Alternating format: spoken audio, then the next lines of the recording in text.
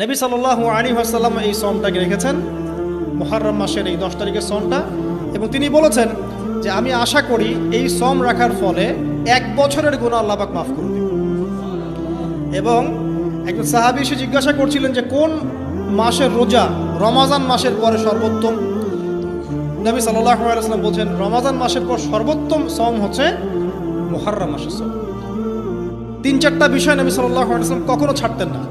ফজরের আগের 2 রাকাত সুন্নাত, মাসের 3 দিন রোজা রাখা আইয়ামে বীজের, তারপরে আপনার আরাফার সওম, এবং এই যে মুহররম মাসের সওম। এই সওমগুলো নবী সাল্লাল্লাহু আলাইহি ওয়াসাল্লাম কখনো ছাড়তেন না।